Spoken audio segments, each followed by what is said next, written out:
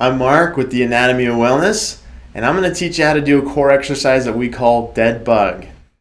So we've already learned how to do a TA hold in the past. Again, TA stands for transverse abdominis. It's a muscle that wraps around the inside of your core like a belt, helps with core stabilization through compression of the abdomen.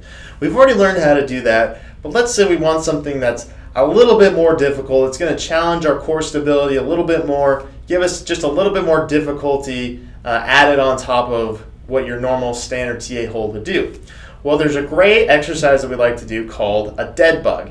It's a funny name, but you'll understand why we have that name for it here in just a second. And the way you're going to do this is, again, you're going to lay down here flat on your back. So let me get down on the floor.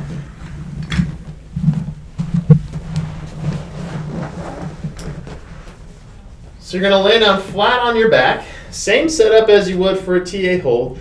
And the first step of this exercise is you're actually going to do that TA hold exercise that we've taught you before. So suck the belly down, pelvis tilts back, curve of the low back flattens against the ground, and then you're going to maintain that throughout the duration of the exercise. Okay? Now, the reason why we call this exercise dead bug is you're actually going to start by picking an arm and the opposite leg. So in this case for me, I'm picking my right arm and my left leg. And you're actually going to reach them out and lift them off the ground and then hold them there, just like this. So if you think of a dead bug and their arms and legs are up in the air, that's kind of what we're going for, okay?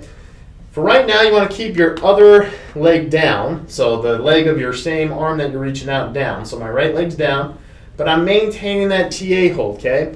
By having my leg off the ground, my arm back behind me, that's going to make it way more difficult to maintain that TA hold, and it's going to really challenge my core stability, okay? When you're reaching out like this, you want to hold it for about 5 to 10 seconds before returning to your starting spot. Again, check in, make sure you're keeping that TA hold, make sure you're not compensating through the low back by arching your back off the ground, okay? So always make sure your low back is staying flat against the ground, and then you're simply going to switch arm and leg.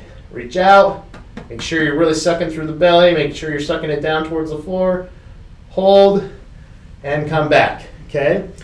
That's the first way you can do it. Or if you want to think of it, that's the easier way of doing a dead bug. The full-on, more difficult way of doing it is you're actually going to lift both legs off the ground. You're going to keep them off the ground, but same thing. You pick an arm and a leg to reach out while you're holding the TA hold. Come back and switch. And come back and switch. Same idea, but with both legs off the ground. That's going to really challenge your core stability, really challenge you, and make it really difficult for you not to compensate through your low back. So it should really push you. But that's how you do the dead bug.